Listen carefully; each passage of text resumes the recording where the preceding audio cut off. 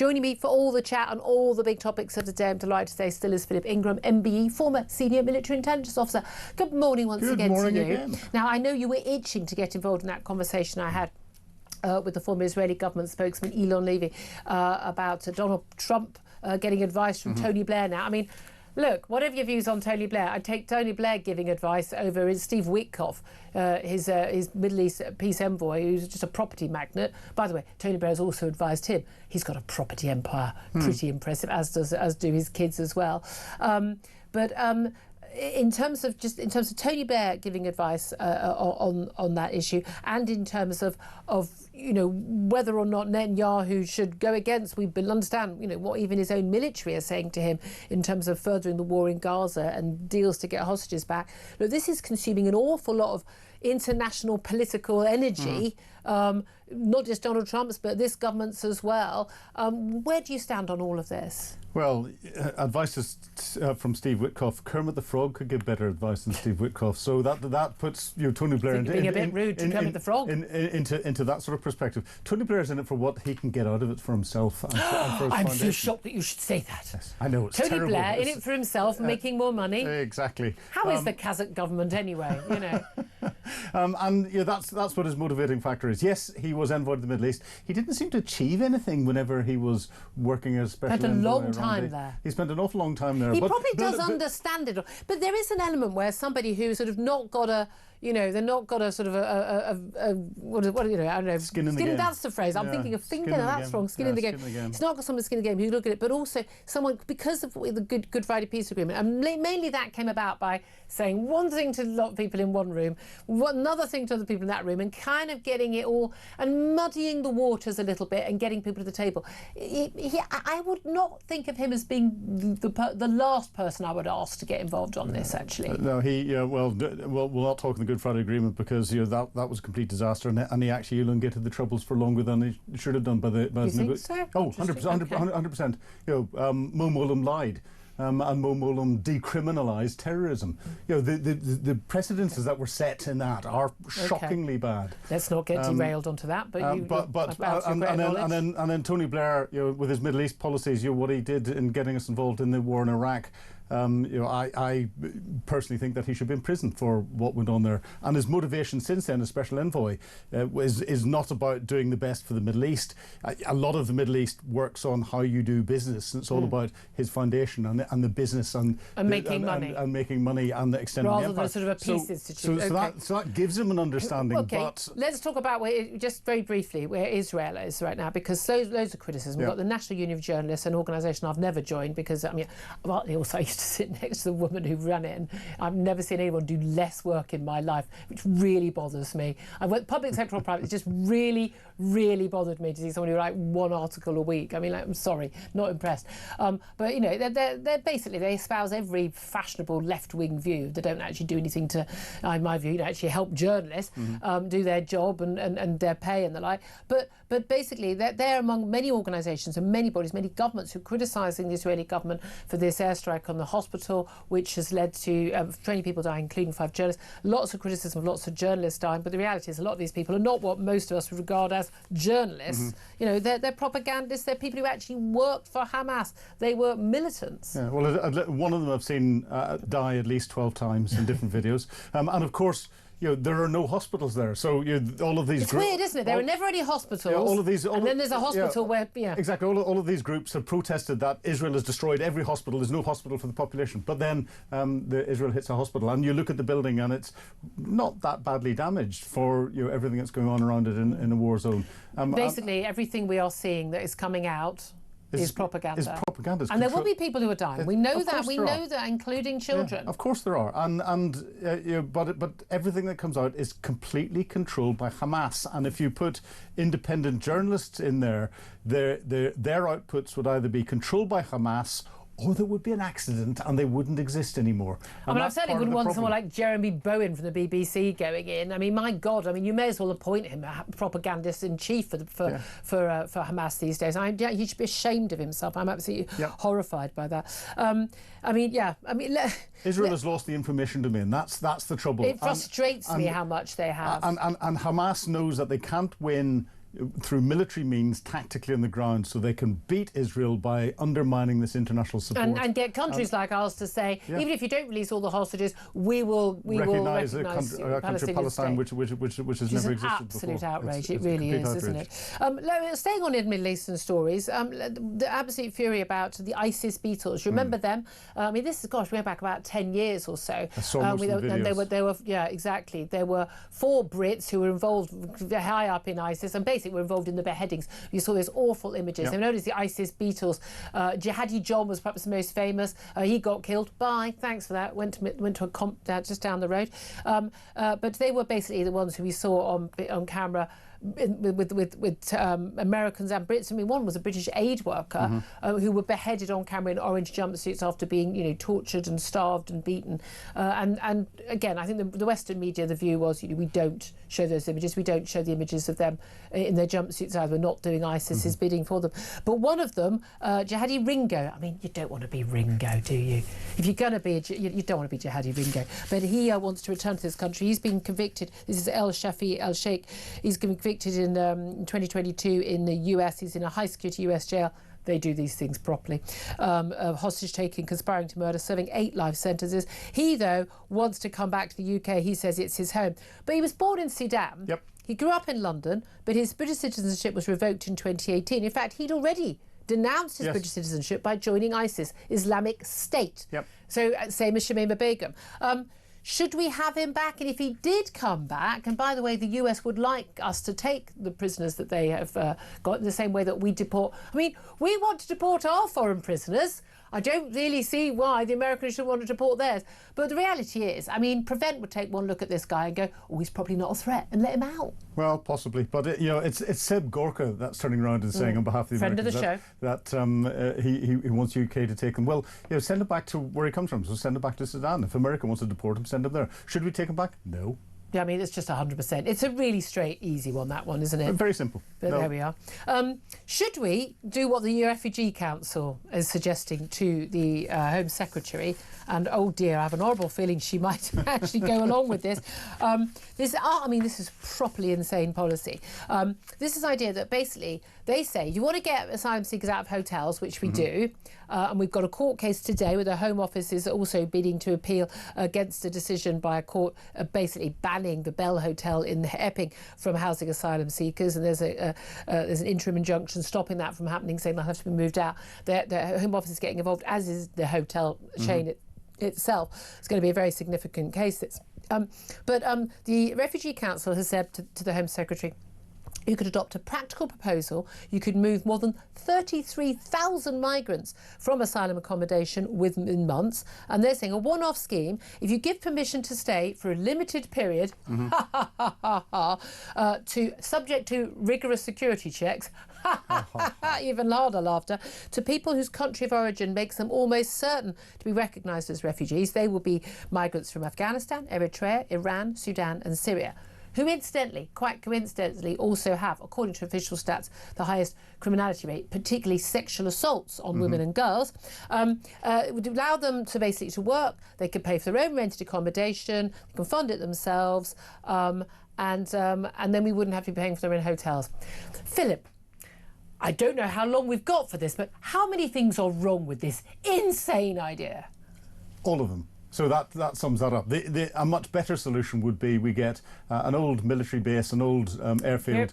You get the hangars that are in there, you put bunk beds in them, you put extra barbed wire on the outside, and you put them all in there until they're processed. And they have or they choose to leave. Or they choose to leave, and they have to prove somehow or other. And with DNA tests and stuff now, you look at Ancestry and other DNA online testing. Don't think we're allowed to DNA test. That would be against their human rights. Well, oh dear, what a pity. Well, never mind. You can identify what countries people come from. So if they say that they're Afghani and their DNA says no, you're Eritrean, you can then go, you're lying out. Yeah.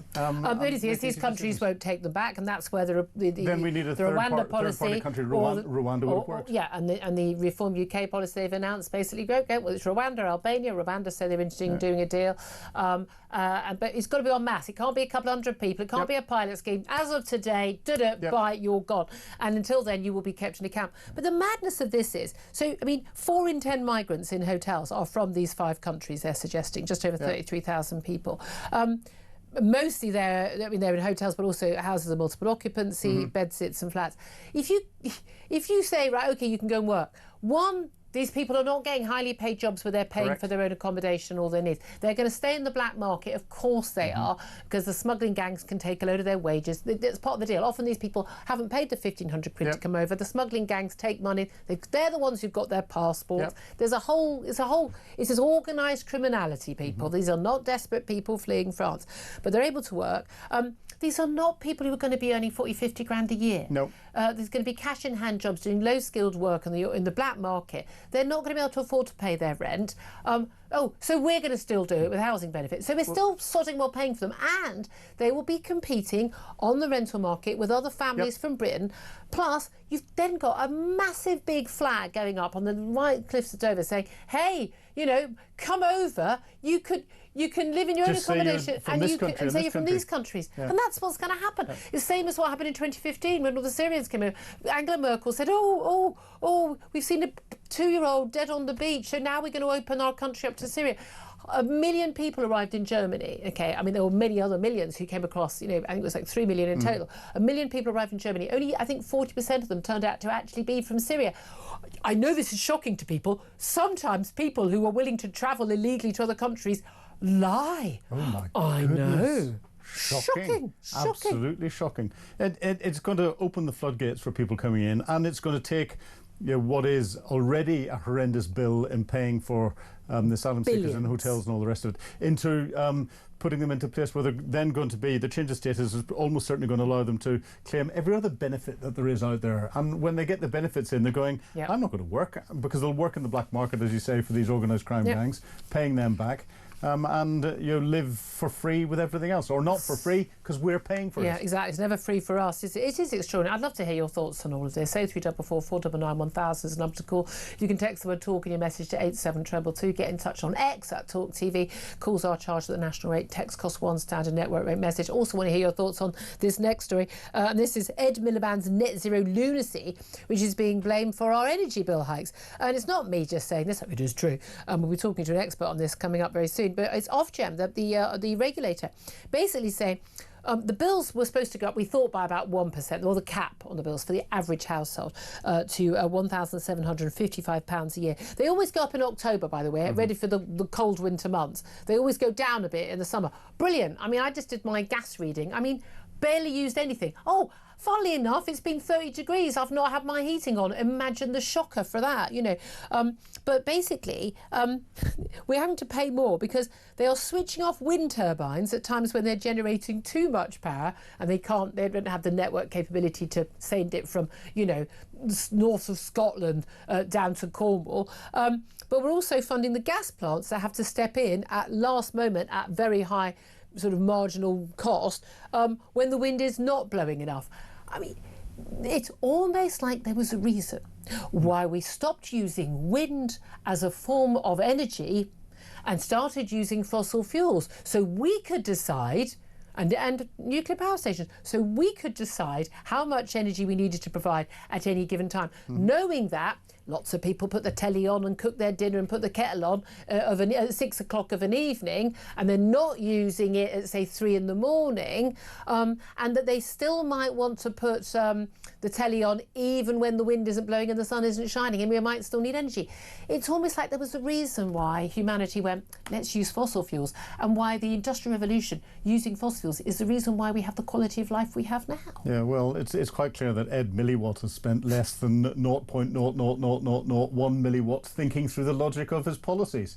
They must know it doesn't make sense. Do you think they're lying to us or lying to themselves? I think they're probably lying to themselves. I think they've come up with this soundbite headline and thought that's catchy, and therefore they believe they're fitting everything else in to believe it. I've seen, or that he genuinely believes that the world. I mean, this nonsense of Greta Thunberg stuff, none of which, by the way, is in a single reputable scientific document, certainly not IPCC reports, that the world is going to end. end, and humanity's going to end if we don't cut our fossil fuel emissions. I've seen some very, very senior people who've created their own opinion about what they think reality is out there, and no matter what intelligence that you've given them and proved the sources and managed to repeat it time and time and time again, they still think that their opinion is right. So they lie to themselves. But again, it's when they say, I mean, when we had a promise ahead of the last election from Labour, we will cut your energy bill by £300 a year. And that's what we should hold them to account for. And they're actually going up by £187 a year. Yeah.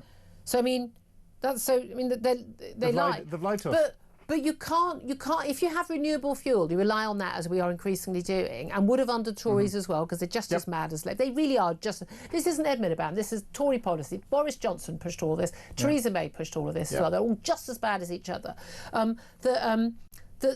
If you have unreliable fuels, and they know they can't possibly be in that job and think, we can store this. We've got the battery power. We don't. And there's no one in this field who thinks we're going to have it in the next 50 years. So at that point, you know you have to have backup. So at that point, you know that you are going to have double the energy availability because when the wind doesn't blow and the sun doesn't shine. I mean, they know all that.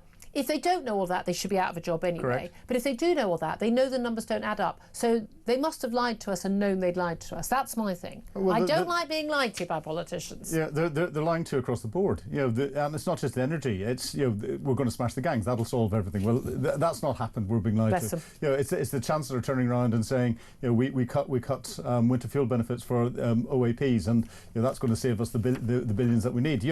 She started off with a 22 billion black hole. Is now up to 40 to 50 billion black hole. Yeah. Now that difference that difference is during the year that she has been the Chancellor of the Exchequer, and she was trying to blame the previous government for 22 billion. You lead me in very nicely to how she's going to fill that black hole. We've got the autumn budget moved in October. The Treasury, we are told now, is considering a tax increase for landlords to boost revenue. They're targeting unearned income, because basically if you don't go out to work to do it, striving, working, then you should be taxed more on it. And they're looking at applying national insurance to rental income at the rate of 8%. That's the employee rate. Yeah. In the hope of raising £2 billion. They hope that will help fill that black hole. Now, I mean, I know some people, I don't own a second home to rent out or otherwise, but a lot of people I know who do, they own just one other home, it's often it's investment, so it's money that would have been in their pension. Yep. They've used that money, that they bought a home, their hope will increase in value, they're renting it out, and the rent is to cover the mortgage. Mortgages have gone up a lot, so rents have gone up. They've lost a lot of the tax benefits, council tax going up, as Angela Rayner will have discovered with her second home purchase. Some councils would be allowed to charge double council tax rates. Again, in the big scheme of things, it's not huge sums of money, a couple of £1,000 a year. If you've got a second home, you can probably afford that. I don't necessarily have a problem with that, I have to say. But an extra 8% of tax on your income, you're already paying income tax, are you not, on that income? Yep. So is that a fair thing to do? I mean, and technically not breaching the manifesto commitment not to tax working people? Well, and what's going to happen immediately? The rents are going to go up to try and ease that, and it's going to go up disproportionately, not 8%, because to get the tax that you have to pay back, they're going to have to put it up 12, 14, 15%. Get the extra gross money. So it's going to affect those people that are having difficulty affording their rents at the moment. And millions of people are in private rented accommodation in this country. And then we're going to start seeing some landlords trying to sell off their properties, but with all of the other property taxes that are out there, the property market is stagnating at the moment, and there's going to be real difficulty in doing that.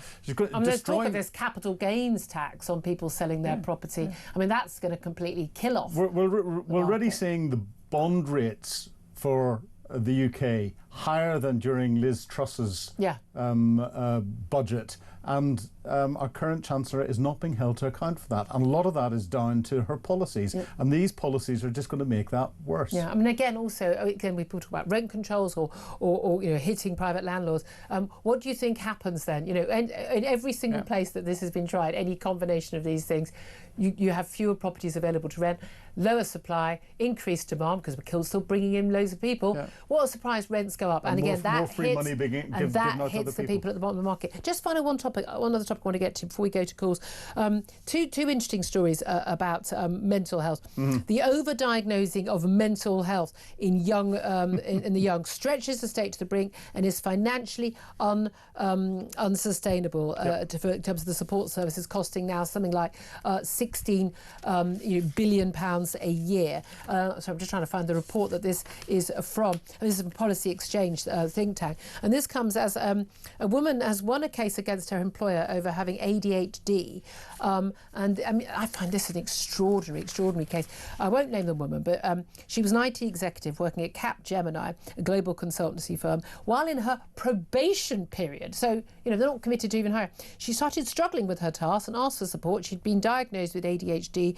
She was under a lot of stress. And basically, this is extraordinary, that basically a report has been issued basically saying that she, the company, an employment tribunal at London, found that they failed to provide enough neurodiversity awareness training, and this amounted to discrimination against her. We are in, I know your face right now is a picture, we are in mad territory. Yep. As far as I can see it, as I see that, someone who took on a job and couldn't hack it, for whatever reason, couldn't hack it, and therefore I don't think it's up to the company to bend themselves around her. No. I think it's up to her. If you can either do the job, you can't. And I don't know why mental health is treated any differently from physical health. If someone could do a job, an office job, but they're in a wheelchair, of course you should adapt an office. But no, you're in a wheelchair, you can't do the job of being a roofer. We're not adapting building work for someone in a wheelchair to be a roofer. So why are we adapting other high-powered IT jobs or whatever, or consultancy jobs, for people who perhaps mentally, for their whatever their mental disability, their mental health disability, whatever it is, aren't suited to that job? But this is it. We're constantly now, more and more young people in particular, but apparently women in particular, are saying they've got these diagnoses. I can go and get an ADHD diagnosis tomorrow if I pay the right person. This is crazy. It's completely crazy. There's and it's detracting from a lot of those that are genuinely suffering from mental health issues. And you're very open that you suffered from post-traumatic stress disorder. Post-traumatic stress disorder. After genuine stress of being in war. Yeah, and I'd had a depressive illness before that as well, which masked it. But those were genuine medical diagnosis, and the trouble is, especially with kids going through school and all the rest of it now, if a child isn't statemented, then they don't get the additional help that is paid for and by extra time in exams. My daughter's highly selective, private, very academic school. They all get A's and A stars. I think more than half of the children had some sort of statement saying they needed extra time in the exam. But then you know what I call that? Cheating. Yes, but then in the private schools, a lot of those that can afford it will put the children in private schools, because the state schools will not provide and cannot provide the same level of support. But there's too many labels. Cheating. There's too many labels. It's cheating. I think a lot of this does come down to the parenting. We're not building resilience. They're grabbing the child. It's like the whole, your kid falls over. You go, whoops-a-daisy, up you get anyway, and off you go. Otherwise now it's like, big trauma, let's get an ice pack. We are creating children that turn into adults who can't cope with life. Also, when a third of the population has ADHD, right, at that point, well, then it's no longer a mental health issue or problem or a learning disability. It's part of being a normal human being. Some people are more energetic than others, or some people cope with things better than others. You're just on the spectrum of normality, and I don't think that the rest of the world should bend to you. Some people are academic. Some people are practical. I can't draw a straight line with a ruler. So I'm carpentry or drawing or architecture or anything. That's probably a disability now. Well, it could no, be. It is. Maybe sure. Well, can I get a benefit for it? You could definitely get a free Motability car for that. Excellent. I mean, seriously, this is the territory we're in. We can't afford it. It's all crazy. We've got to. I would not be an employer ever now. I mean, genuinely, I wouldn't employ anyone now. I mean, if someone on their probation period can take you to an employment tribunal, I mean, when I ran a small company and with less than 10 employees, I had more HR issues from one or two militant individuals that were coming through who tried to quote rule books at me, not realising that I'd actually done the right courses on the rule books. It is all mad. Anyway, it really is.